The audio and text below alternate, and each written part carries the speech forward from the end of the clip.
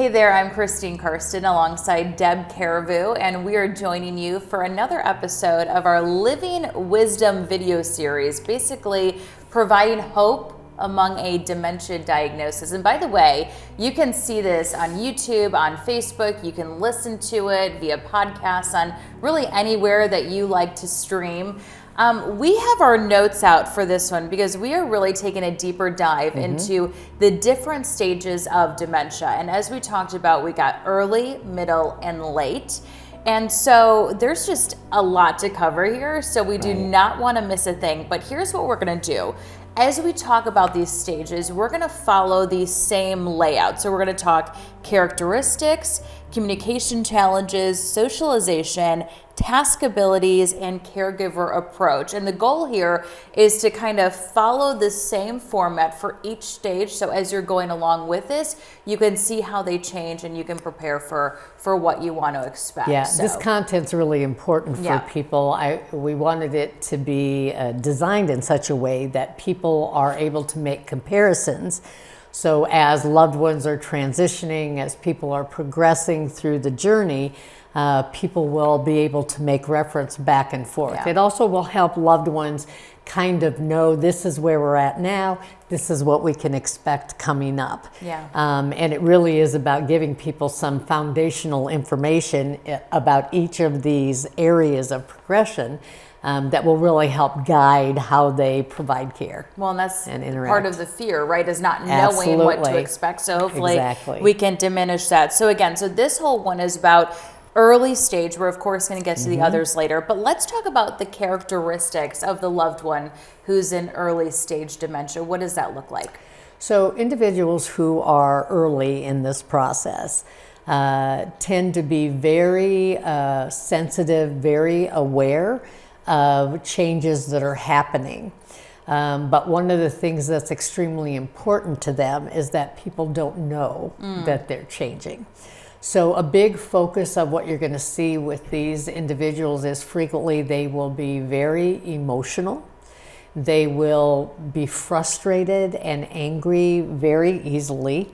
It's not unusual for them to develop some paranoia about, people are watching me, people are listening to me, people think I'm crazy. I mean, just lots of kind of these self-depreciating kinds of thoughts because they're aware they're changing. But it's also very normal for them to lay blame for errors and things that don't go right on other people.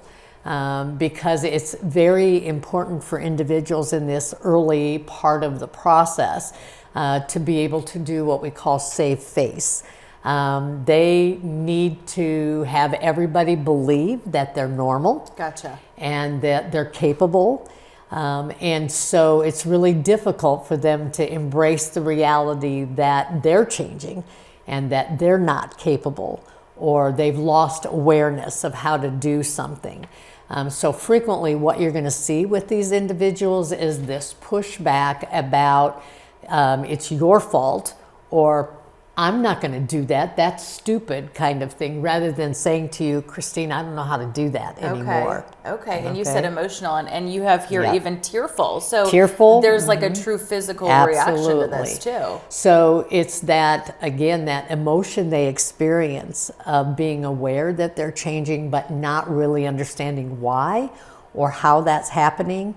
And so it is an extremely emotional kind of roller coaster for them as well as the caregiver, because they're trying to deal with trying to understand why are things changing for me. I can only imagine. All right, so as we move on to communication challenges, what does that look like for early stage? So for individuals who are early in the process, the things they're going to start to experience are things like losing track of people's names. They will still know that they know someone, but may not be able to accurately, recall a name. Things like my address, my phone number, things like that are part of that executive memory piece that we all have. Those things may start to change. The other thing that happens because of what we were just talking about, they will start, short-term memory is the first thing to go and be impacted by this disease process. So because of that, they won't remember having received a piece of information or being told a piece of information. And so rather than being able to acknowledge that you told me that and I forgot it, I'm going to say, you never told me that. Okay. Okay. And so sometimes we start to see this defensive posture that happens again, because it's very important for me to be able to maintain my dignity and not have other people know that I'm different or I'm changing. And so that kind of defensive stance that, well, you never told me that, or I didn't know that, or you didn't share that, that's all very normal at that point in the process. So, and you were kind of saying difficulty having complex conversations. So is that kind of like surface level then? Like easy, like, hey, how are you? That's right. So part of what happens with socialization and how those things start to change is that you'll start to see individuals in the early part of the process keeping conversations very superficial. Talk about the weather, talk about what you're having to eat, talk about yesterday's football game or whatever we did this morning. If they remember that, they'll keep it very superficial and not personal. Because again, this is about compensating and covering my deficits and not wanting people to know that I don't remember your kids' names. I don't remember that you had a husband that had surgery. I don't remember that somebody in our family is ill. So they try to keep conversations very superficial for the most part. Wow. Okay. Well, that does lead into socialization, right? So it just feels like there's a lot of pressure with all of that. Yeah. One of the things that people early on will get really defensive about is when they're with someone who constantly asks questions. Okay, they will push back, they will isolate, they'll get up and leave a conversation if they feel like they can't give the appropriate answers or responses. So consequently, conversations that are comfortable for them are conversations where people will take turns talking about something versus asking questions continually of the person that they're trying to interact with. Gotcha. So it's this feeling of how can we deflect and have the attention on other people versus feeling like this is just with me. Yeah. Let's talk about task abilities. Okay. Is that just like physical tasks, being able to do your day to day? Is that what that is? Right. So we talk about how people with dementia process what we call task segmentation. So knowing what comes first, what comes second, what comes third. And so as people progress through the journey, their ability to know and understand how tasks are performed will change. For people in the early part of dementia, their what we call cognitive processing starts to slow down. As things start to slow down, my ability to follow things that are complex or have multiple steps starts to be more difficult. So oftentimes things that are helpful for people who are early in the process is to have a very routine, scheduled kind of day. So knowing I'm doing the same thing at the same time every day will be helpful for me. Routine, schedule feels very safe and comfortable for me in the early part of the disease process. Typically, people in the early stage can still perform routine things like, showering, brushing my teeth, getting dressed, picking my clothes that I'm going to wear, those kinds of things. But the more steps a task has, the more complicated a conversation or instructions or a task is, the more difficulty I'm going to have with it. Okay. So the more you can simplify things, the better it's going to be for an individual as they're beginning this journey. Again, remember dignity, my personal space, feeling comfortable with what's happening in my environment. All those things are very, very important.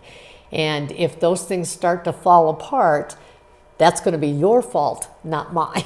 Gotcha. So it really is keeping things simple, kind of keeping things calm, not feeling like they have the attention on them. And what we have to remember is early stages, we talked in previous episodes, early stages still sometimes this period of time where you don't even know that there is dementia going on. Yeah. So that can almost feels like it could build some frustrations between both parties. Right. Which leads us into the caregiver approach. So this is your loved one going through this. You're seeing these, obviously. There's probably some heat going on with, we don't all respond in the appropriate ways at all time. So as a caregiver, how do you handle this? What do you do? So one of the things that's important for loved ones who are just starting this journey because of what we talked about and the fact that they aren't always really able to embrace their changes, their limits as things progress, it's extremely important for them to feel like they're being treated like normal, okay? So one of the things that's important is they like to feel like they're in charge of their day. They're in charge of, you know, how things happen. So one of the things that's helpful as a caregiver is rather than, even though you know perhaps that your loved one doesn't remember to adjust the temperature of the water on the shower before they step in, a way to deal with that is rather than giving commands or instructions on you should do it this way, what is more beneficial for somebody in this early part of the process is to ask for help with things. So you might say, for example, something like, well, you know, Christine, I just can't seem to get the water right in the shower to make sure the temperature is comfortable for you. Would you come help me adjust this and put your hand in it and let me know when it's comfortable? That way, it looks like it's their idea, their choice, their ability to control the situation versus you saying, this is the temperature it needs a bit. I set it. Now get in and take your shot. Gotcha. No, and that's hard, right? Because in my head, I was just thinking, how can I do that? And everything just kept being a question. Right. Okay, but it's, can you help me? Right. Can you? So you'll get a lot farther with individuals early in the process if how you're approaching things is, I need your help or your direction on this. That way, it feels like I have some level of control. I have some level of being in charge of how this situation goes down. That's much more palatable to me as an individual at this point in the process than it would be if you're telling me how to do it. Gosh, that's hard. Yeah, it is. It is. Especially when you're in the role of a caregiver because you feel this sense of responsibility to make everything right and to do everything possible for your loved one. But the problem is, at this area of the journey, people need to still feel like they are in control, that they have some level of normalization, and that they're still able to do as much as possible independently. So I tell caregivers all the time, and you'll hear me talk about this at every stage, is that our focus as caregivers should always be about doing things with people, not for people. Okay. So as you're going through the journey, it's about determining, as you're seeing the changes, what level of assistance does this person really need versus what my need is to feel like I'm being more helpful. Okay. That's hard. Again, you're going through all these feelings. You're maybe not sure yet what is going on. You don't have that dementia diagnosis, but maybe it's a time to slow down, you know? And sometimes you just got to take a step back. And we have to look at that change in our frame of mind where when we hear that word of dementia, we have a tendency as caregivers or family members to think, oh, that means they can't do anything anymore. Okay. So instead of that, what you have to ask yourself is not what this person can't do, but what is it that they still can do? and how can I change or adapt the way we're doing things to allow them to do as much as possible. The other piece of that is making sure that we do everything in the environment that we can to assist them. So in this early part of the illness, things that we can do are giving people as many visual cues as possible. So don't just tell me, show me. Okay. Labeling things, where things are at. So I can still go get my own bowl of cereal in the morning for breakfast and do that myself if somebody helps me locate where the cereal is. Okay. Those kinds of things. And so it's really about looking overall, what are the deficits you see in your loved ones, and what can you as a caregiver do or provide to help them be as independent as possible. Again, your role needs to be, how do I do things with my loved one, not for my loved one? Gosh, so much good information there. The labeling, just one thing that I wouldn't even think of, but it makes so much sense. Anything else with stage 1 that you feel like we need to cover or touch on? I don't think so. I think it is just the focus of that individual in that early part of the disease is help them maintain their dignity, help them feel in control, help them be as participatory as possible in life on a day-to-day basis, maintain schedules and routines, and keep things as simple as you can. Less is always more as people are dealing with this journey process. It's a learning curve, but we're here to help as much as we can, as we keep talking about so many resources in our community as well. Okay, so that's the early stage. We are still going to talk about middle and late stage in our further episodes. So we got you covered. Just keep it here. Look forward to seeing you again.